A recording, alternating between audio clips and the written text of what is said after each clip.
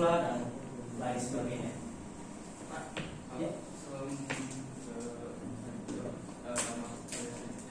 jadi Pak, saya itu selama pengamatan udah lama Pak, yang kendalanya itu polusi ya untuk pengamatan bela Pak.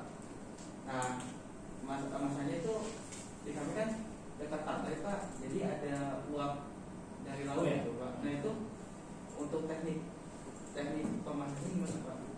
Untuk menembus uap. Ya, menembusnya. Ya, kalau hal tersebut saya rasa itu sama halnya dengan kalau kita menghadapi polusi udara ya. Jadi yang menghalangi polusi udara, yang menghalangi kita itu bukan cahaya. Yang menghalangi kita adalah elemen padat. Kalau aerosol, laut ya aerosol semacam itulah. Dan itu ya nggak ada filter ya. Oh itu Pak, itu physical blockage ya? Ya itu physical blockage. Physical bukan obstacle gitu. ya physical obstacle bukan spektrum ya. Bukan spektrum. Bukan elektromagnetik. Jadi sulit. Kalau blockingnya itu yang padat itu agak sulit. Kalau blockingnya itu dalam bentuk elektromagnetik seperti cahaya merkuri di lampu jalanan itu bisa kita pakai filter. Ada filter polusi cahaya atau LED juga bisa. Itu physical jatuhnya. Itu agak sulit. Yang perlu dilakukan adalah ya cari lain yang lebih baik. Atau ya sulit sih ya. Kalau kita pakai filter nanobeam itu agak sulit kan tetap blocking juga. Memang kalau kita pengamatan di laut memang seperti itu. Kalau kita laut ya, itu pasti di laut juga sangat mempengaruhi. Bahkan kalau kita maksudnya itu tengah sawah sawit loh, ternyata pollen apa sih putik sari ya, serbuk sari itu pun juga jadi obstacle juga buat karena dia ini ya apa sih namanya? Karena dia berterbangan juga, berterbangan juga. Jadi kalau kita lihat kalau gitu di Jakarta Mas Surabaya nggak bisa Mas, karena pandemi corona itu berterbangan. bisa jadi itu mikroskopik lah ya. Itu ternyata sama. Jadi kalau kita cek ada situs yang memberikan kita informasi tentang kondisi polusi cahaya, kondisi polusi udara, dan juga kondisi pollen atau serbuk sari itu juga ada. Karena dia bisa dia berdasarkan dari arah angin. Jadi kalau dia lihat di mana ada pesawahan atau perkebunan, arah anginnya berasal dari sana, kemungkinan besar area itu akan tertutup oleh serbuk sari tadi. Ternyata itu mengaruhi. Dan itu bahkan bisa terdeteksi ya di teleskop ya. Kalau kita mengamati yang terang seperti matahari, tiba-tiba seperti ada yang lewat. Itu bisa salah satunya bisa jadi ada UFO itu. Iya, ada identified. Atau selesai event seperti gerhana, konjungsi dan sebagainya seperti tadi saya sampaikan, bahwa benda langit itu harus kita ketahui dia bergerak dan itu harus kita ketahui juga arahnya. Jadi ya tentu saja sih udah pada tahu ya. Kalau kita mau motret di mana benda langitnya di utara, kita harus tahu utara di mana. Kita harus tahu koordinatnya berapa dan sebagainya, ketinggiannya berapa dan lain sebagainya. Dan juga yang perlu kita ketahui bahwa meskipun di Indonesia kita mengalami malam hari yang rata-rata itu adalah 12 jam, tapi tidak se-12 jamnya bisa kita gunakan motret. Pertama, kita harus tahu ketika matahari sudah terbenam, kita masih harus menghadapi cahaya senja. Dan matahari belum terbit, langit udah terang karena kita udah harus hadapi cahaya fajar. Jadi waktu pemotretan itu udah dipotong sama cahaya senja sama cahaya fajar. Harus tunggu kira-kira mungkin sejam untuk bisa aman kita motret tanpa ada gangguan dari cahaya senja dan fajar. Jadi itu adalah pembatasan dari segi posisi langit, posisi matahari maksudnya, limit by time dan juga limit by atmosphere. Jadi kalau mau motret jangan bendanya baru terbit langsung dipotret. Karena kalau benda baru terbit, bahkan jangankan benda yang redup, matahari aja bisa kelihatan tanpa pakai filter. Saking ketebalan atmosfer di ufuk itu sangat tebal. Yang terbaik adalah kalau memotret benda langit itu atau benda langit apapun adalah yang adanya di pas di puncak. Karena ketika ada di puncak langit, ketebalan atmosfernya yang paling pendek, yang paling tipis sehingga kurang gangguan atmosfer lebih sedikit. Makanya kemarin juga waktu kita motret komet, ketika masih di atas masih bagus, ketika udah mulai turun, gak cuma awan gangguannya, tapi juga tentu saja atmosfer. Makin tebal atmosfernya, semakin cahaya itu diredupkan. Jadi harus pada akhirnya juga dari segi posisi objek juga kita udah dilimitkan. Meskipun misalnya senja udah gelap, udah jam 7 ke atas, udah mulai motret, tapi benda incarannya ternyata baru terbit, berarti harus menunggu lagi. Atau tentu saja terbatasi oleh posisi kita. Kalau kita mau motret misalkan mau motret Polaris di sini ya nggak kelihatan Polarisnya di bawah ufuk. Kita harus ke arah utara, misalnya Kalimantan sana untuk bisa melihat benda yang ada di langit utara. Di balik cakrawalanya. Di balik cakrawala betul, dan itu nggak akan terbit. Iya. Kita yang harus pindah ke sana Iya. karena kurvaturnya bumi. Kemudian juga tentu saja terkait dengan gerak benda langit juga beda posisi, beda gerak arah benda langitnya. Kalau kita di ekuator, maka gerak benda langitnya akan tegang. Dimana kalau ada yang terbit di timur akan melewati puncak langit dan kemudian di barat. Tapi kalau kita beda posisinya agak tinggi di lintang tinggi misalkan, kita akan merasakan bahwa benda langit tidak akan melewati puncak langit, dia akan dia akan merendah ke arah kutub terjauhnya. Dan akan ada area di mana benda langit itu tidak akan pernah terbenam, dia akan berputar-putar saja di polar, disebut sebagai sirkumpolar. Paling kalau di kutub kita akan merasakan benda langit itu ya bukan terbit terbenam, dia akan cuma muter-muter saja di atas langit. Itu sekedar untuk mengenal jendela langit kita. Dan biasanya kalau di amatir kita punya bekal pengetahuan langit berdasarkan rasi bintang. Jadi kalau kita mau nyari rasi bintang, kalau kita mau nyari galaksi Andromeda, adanya di mana? Ya cari galaksi Andromeda. Kalau di profesional, apalagi kalau kita pakai teleskop seperti ini, ayo ingat gak komentar sekarang ada di mana? Rasi apa yang lupa? Tapi ini aku punya koordinatnya. Nggak usah cari-cari mana rasinya, masukin koordinatnya.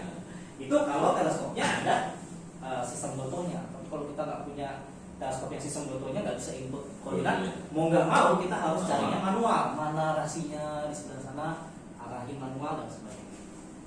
Jadi pengetahuan tentang rasi bintang itu juga sebenarnya sangat dibutuhkan buat kita memotret. Berarti Mas Rehan kalau di tengah laut jadi pelaut gitu ya, udah tahu menentukan arah ya Mas? Ya nggak cuma di laut, di laut juga bisa. Artinya tanpa alat bantu gitu? Iya, karena ya tiap hari dongeng langit jadi udah ingat loh arah-arahnya. Kayak kemarin pakai lupa bawa kompasnya ada di nggak bawa kompas kemarin ya. Adanya kompas digital pakai handphone. Kok error sih? Kenapa saya bilang bisa error? Karena saya lihat huruf saya di sana gitu. Huruf bisa jadi acuan. Dan itu nggak akan salah karena ya langsung. Crocs itu tidak pernah bergerak ya? Dia gerak terus, tapi geraknya kayak enggak, maksudnya dia acuan. Iya, jadi siklusnya nggak akan berubah. Dia bisa bergerak, tapi arah acuannya dari atas ke bawahnya itu yang menunjukkan arah selatannya dia akan berubah. Jadi ketika saya lihat pakai Crocs itu selatan kan? Selatan. Sebelumnya. Jadi ketika lihat pakai handphone, kata handphone selatan yang ke arah sana, tapi Crocsnya ke arah sana, berarti handphone yang salah. Nggak mungkin saya nyalain langit. Jadi handphone yang salah. Ternyata benar, handphonenya belum dikalibrasi. Jadi pengetahuan tentang rasi itu sangat dasar ya? manfaat. Ya. Itu dasar ya, dasar ya. Ada mata kuliah tersendiri gitu. Itu tergantung ini ya, tergantung peminatannya ya. kalau kuliah tentang rasinya kayaknya nggak ada ya. Nggak ada. Diharapkan kuliah astronomi udah tahu rasi gitu ya. Itu dipelajari mandiri, Pak. Mandiri betul. Yang ada justru biasanya buat taruna angkatan laut itu biasanya ada tentang rasi bintang. Di mana pengetahuan tentang rasi juga bisa memberikan kita informasi tentang selain posisi benda langit juga memberikan tentang kualitas langit. Misalkan kalau kita mau motret benda yang redup, tapi ketika kita lihat langit bintang-bintang terangnya aja nggak kelihatan, ya nggak usah motret. Orang bintang terangnya aja nggak kelihatan gitu. Jadi dan itu hanya bisa kita ketahui kalau kita tahu rasi. Oh ini rasi Orion tadi pagi, bintang Sirigel nggak kelihatan. Yang lain juga nggak kelihatan. Berarti objek yang mau saya foto itu nggak akan kelihatan juga. Tapi ketika saya bangun tidur, ketika lihat, Orion kelihatan. Berarti memang objek yang saya mau potret, yang mau saya potret harusnya bisa kelihatan karena bintang-bintang terangnya itu sudah kelihatan. Jadi bisa memberikan panduan. Ya di astronomi profesional tentu saja udah tahu tentang klasifikasi magnitudo ya. Jadi itu bisa memberikan kita panduan tentang betapa beberapa benda langit itu punya magnitudo yang redup jika dibandingkan dengan bintang-bintang terang dan lain sebagainya. Bahwa benda langit berkatalog karena sangat banyak. Ini juga tadi sudah saya jelaskan. Dan berikutnya adalah terkait dengan benda langit itu ukurannya bermacam-macam. Sebagai contoh yang paling mudah dilihat adalah bulan purnama misalkan. Sekali lagi bulan purnama bahkan pakai lensa tele 200 mili saja hasilnya di gambar itu sangat kecil itu. Yang kiri ini ya, kiri atas. Yang pakai yang ini, teleskop yang ini kalau kita alih ke bulan itu paling dapatnya segede ini. Kalau pakai yang full frame ya, kalau pakai kamera biasa yang ini. Jadi untuk motret bulan saja ternyata untuk motret bulan yang bisa close up memuaskan gitu ya, ternyata butuh panjang fokus yang cukup tinggi. Contohnya kalau di kamera full frame dia harus sampai misalkan yang 2000 mili. Jadi itu bisa jadi panduan bahwa panjang fokus itu benda langit itu berdasarkan ukuran dan panjang fokus teleskop yang kita gunakan. Jadi misalkan teleskop ini memang khususnya dibuat untuk motret benda langit redup yang lebar-lebar. Kalau dia mau buat motret galaksi kecil misalkan, ya jangan kaget kalau ternyata hasil galaksinya itu kecil. Karena memang panjang fokusnya ini pendek. Sementara kalau teleskop-teleskop yang besar-besar tabungnya, terutama yang tabung pendek tapi lebar itu, di mana fokusnya itu dipatah-patahkan menjadi pendek, tapi panjang fokus efektifnya bisa sampai 2000 sampai 3000 mili, itu bisa menghasilkan perbesaran yang cukup untuk bisa membesarkan benda-benda yang kecil. Jadi tentu mau motret apa, ketahui dulu panjang fokus ukuran diameter sudutnya berapa, lalu cocokkan dengan instrumen kita, teleskopnya sebagai optiknya dan juga sensor kamera kita ukurannya berapa, lalu dihitung-hitung apakah sesuai dengan harapan kita. Kalau ternyata terlalu besar, ya gunakan sensor yang lebih lebar atau panjang fokus teleskop yang lebih kecil. Kalau ternyata terlalu kecil, berarti gunakanlah teleskop yang panjang fokus lebih besar dan sensor yang lebih kecil. Ini sebagai contoh saja, kalau bulan dan matahari di langit ukurannya seperti ini di foto misalkan, dengan alat yang sama kalau kita motret planetnya sekecil ini. Jadi bedanya sangat jauh sekali. Jadi kalau ini mau buat motret planetnya kayak bintang, saking kecilnya. Karena planet itu ukurannya kayak Jupiter aja, planet besar ukurannya hanya beberapa menit kusur. Dan bisa dibayangkan kalau kita motret bulan sebesar ini, planetnya ya sekecil itu.